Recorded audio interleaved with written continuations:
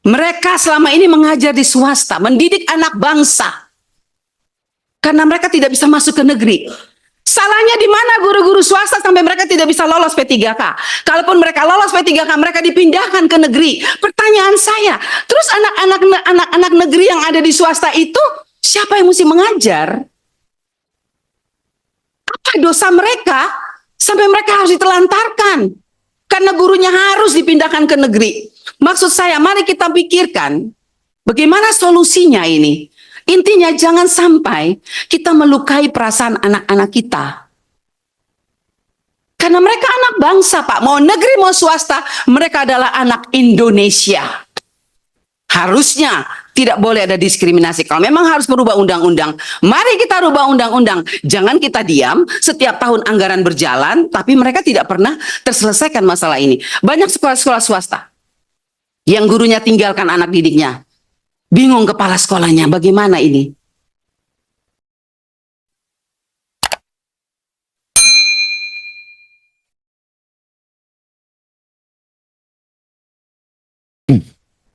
Saya perpanjang waktunya setengah jam karena Perpusnas sudah hadir di depan. Pimpinan, boleh saya sedikit aja sebelum dijawab?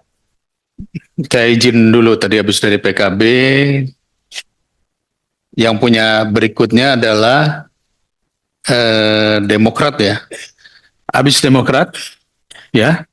Nanti baru saya kembalikan ke Pak Nino. Soalnya tadi sudah saya tawarkan, Pak. Demokrat dulu ya.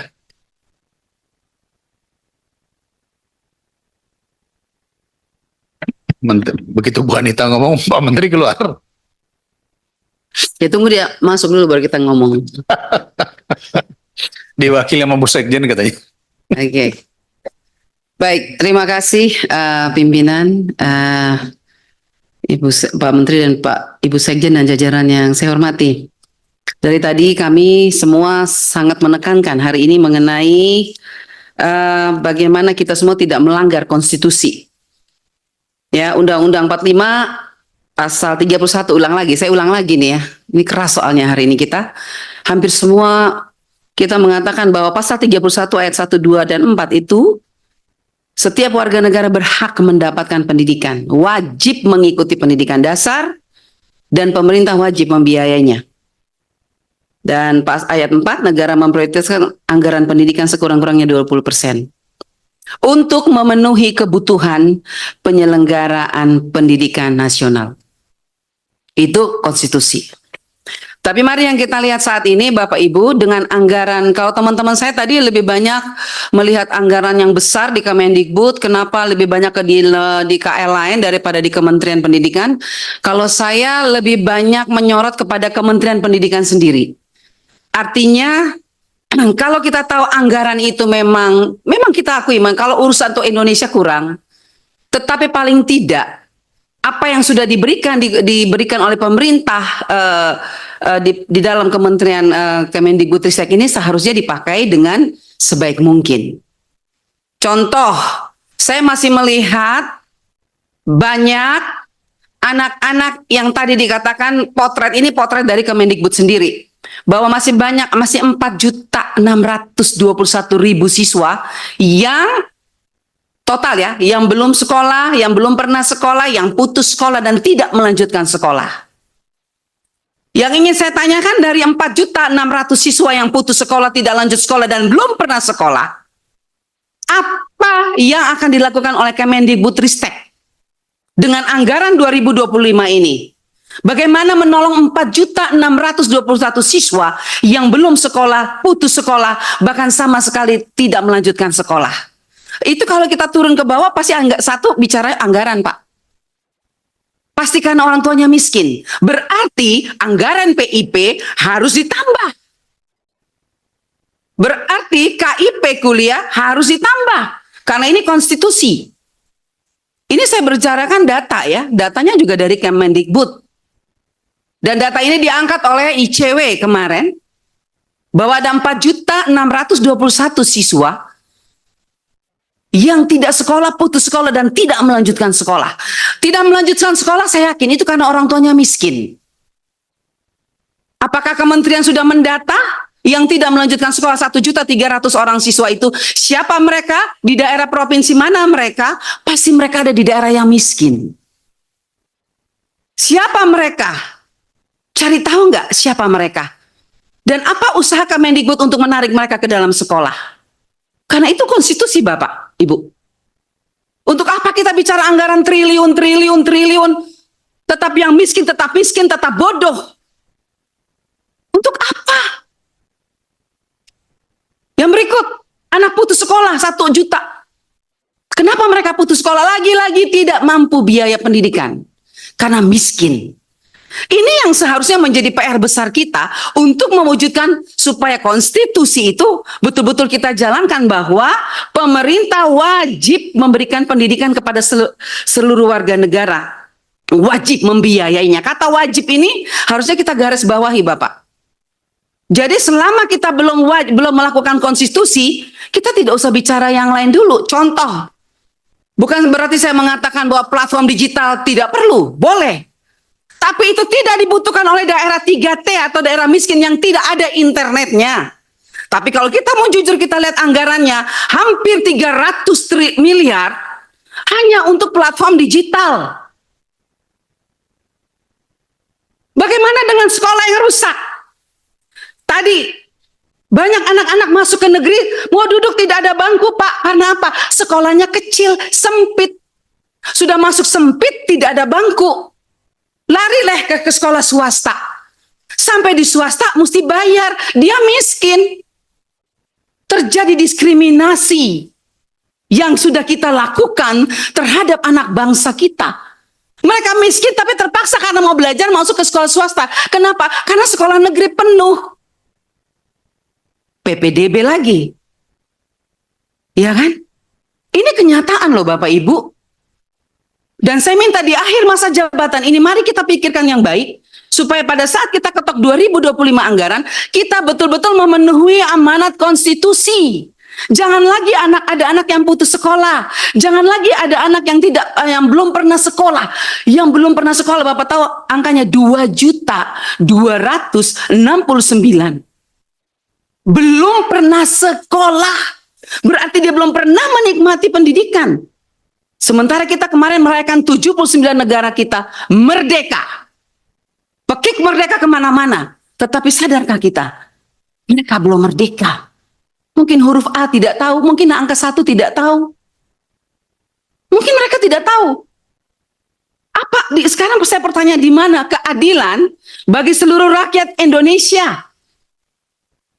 Berarti kita semua belum melakukan adil terhadap masyarakat Indonesia.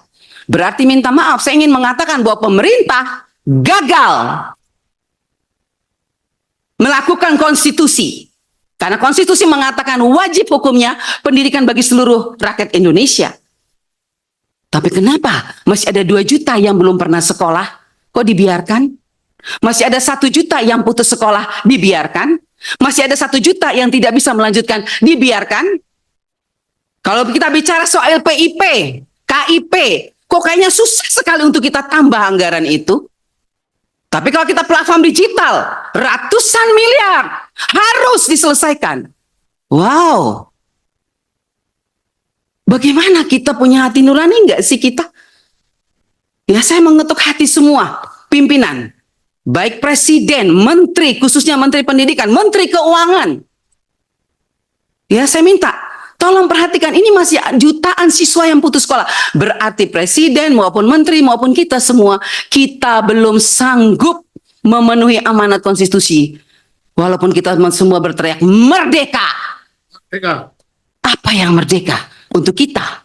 Untuk mereka yang putus sekolah, belum merdeka. Itu yang pertama. Yang kedua, stop diskriminasi antara sekolah negeri dan swasta. Banyak anak-anak miskin yang terpaksa masuk ke swasta. Karena negeri tidak sanggup. Karena apa? Sarana prasarana kurang. Pembangunan sekolah sarana prasarana rusak. Tidak diperbaiki. Di Nusa Tenggara Timur banyak sekolah-sekolah yang layaknya kandang binatang. Sudah saya sebutkan berapa kali di ruangan yang terhormat ini. Tapi tidak ada tuh tindakan dari kementerian turun dan periksa dan lihat.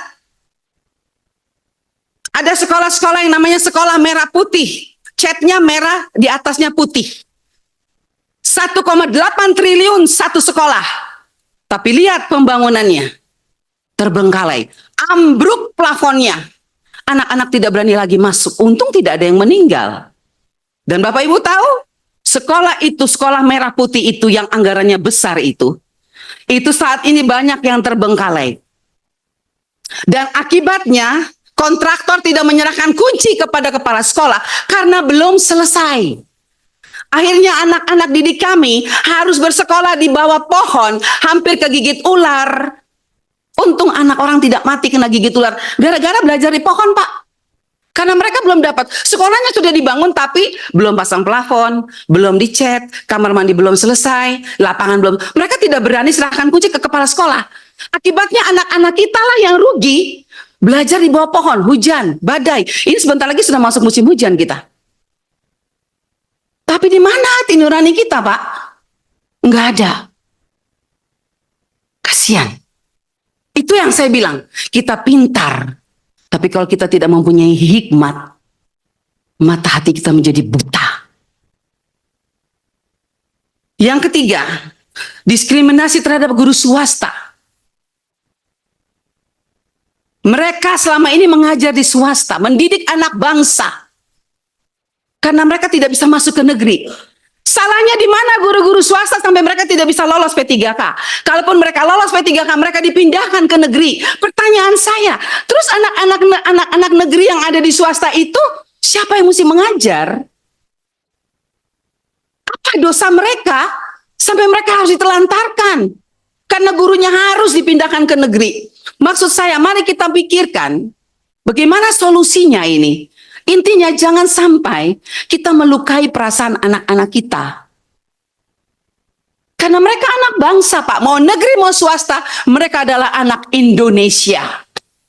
Harusnya tidak boleh ada diskriminasi. Kalau memang harus merubah undang-undang, mari kita rubah undang-undang. Jangan kita diam, setiap tahun anggaran berjalan, tapi mereka tidak pernah terselesaikan masalah ini. Banyak sekolah-sekolah swasta yang gurunya tinggalkan anak didiknya. Bingung kepala sekolahnya, bagaimana ini? Berikut, guru-guru juga berkeluh kesah, Pak. Mereka sampai hari ini, Ibu, Prof. Nunu, Pak Menteri, Bu Sekjen, banyak lolosan P3K yang sampai hari ini dapat gajinya itu baru sebulan, 2 bulan, 3 bulan. Ya, katanya mau dirapel, tidak pernah terjadi. Ditunggu-tunggu, ya tidak ada. Rapelan 9 bulan hanya dan ditambah gaji 13 tidak dapat. Keterlambatan penerimaan SK bukan kesalahan mereka, tapi dari Pemprov. Dan akhirnya dikaitkan dengan Permendagri nomor 6 tahun 2021, bagian ketiga pasal 21 ayat 1, 2, dan 3. Guru dirugikan. Mereka sudah banyak utang, Bapak Ibu. Sudah gade rumah, gade tanah. Pikirnya mau dapat gaji bisa cicil utang, ternyata enggak. Memang saya tahu ini urusannya mungkin pemerintah daerah. Tapi kita ini kan sebagai kita yang ada di pusat, kita tidak bisa dong Ibu. Apalagi kami anggota DPR RI yang sering rajin turun. Masa kita mesti buta tuli ketika mereka berteriak? Banyak ya P3K yang belum dapat gaji full dan teriakan dari guru-guru TK, SD, SMP bahwa dana sertifikasi sampai saat ini belum dibayarkan dengan alasan menunggu transferan dari pusat. Saya tahu mungkin pusat sudah selesai tapi di bawahnya ini. Tapi maksud saya kita tidak bisa diam. Ya itu Bapak Ibu ya. Yang berikut. Ya itu tadi saya sudah dan yang terakhir saya minta mulai pimpinan, kita kan akan masuk dalam konsinyasi ya Pak ya. Teman-teman nanti tolong kita perhatikan lagi lebih baik dana-dana yang kita rasa tidak penting, ya kita arahkan saja kepada yang untuk memenuhi konstitusi. Misalnya bagaimana mengakomodir 4.600.000 anak siswa yang putus sekolah, tidak sekolah ini, bagaimana mereka masuk ke sekolah.